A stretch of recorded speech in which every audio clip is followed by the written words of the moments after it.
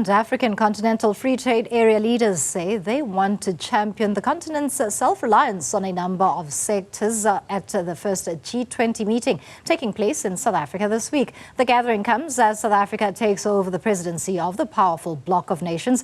Business editor Xolani Mbanjwa is attending the G20 Sherpas meeting and engaged with African Continental Free Trade Area Special Advisor Themba Khumalo. It's such an important time for South Africa and the continent, as the agenda for the G20 is about the continent. The African Continental Free Trade Area is such an important part of that. Why is it so important to be in the room discussing making AfCFTA a reality?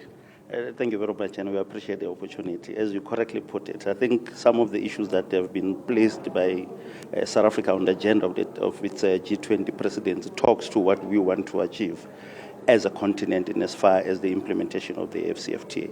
If you are to consider any job creation, any reduction of inequality or poverty, I think we are presenting that opportunity through economies of scale being provided by the AfCFTA to justify the type of investments that we would want to see G20 members appreciating to ensure that we can then be able to give at least a space for the continent, because I do believe that it's in the interest of the global economy for Africa to develop as well.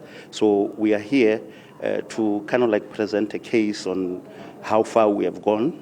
We have a political backing that is demonstrated by the 49 state parties to the AfCFTA as we speak. So, but it's an opportunity that we think should be able to help the continent grow. We cannot always rely on our small economies to be able to attract some of these investments which we require, whether it's in infrastructure, industrial projects, or even at the services level in as far as transport and logistics are concerned. We believe that the 1.4 billion population market helps us to justify those. We are, as I said, we are putting opportunities in spaces where we actually import the most wealth. We have got capacity to produce in spaces such as importation of second-hand vehicles. We have South Africa, we have Morocco, we have got a bit of investments in Egypt and a number of assembly plants in the continent that can be able to help us develop this value chain across the continent, be able to create jobs, fight poverty.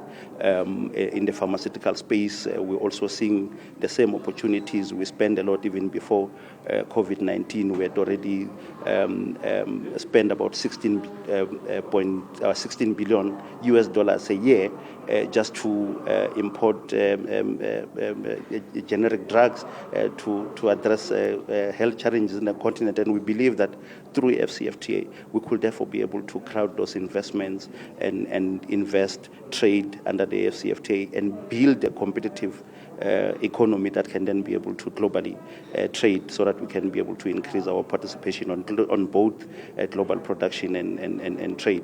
We are also looking into spaces such as agriculture and agro-processing. It cannot continue like that we continue to import a huge amount of commodities, especially grains, when we have got an opportunity to can be able to utilize our arable land that is sitting at 60% in the globe to be able to drive those investments, primary production, process for consumption within this 1.4 billion market. So we believe that at the center of what South Africa wants to achieve is an opportunity for us to implement the AfCFTA, engage with our global partners to see these opportunities for investments and help everyone in the process.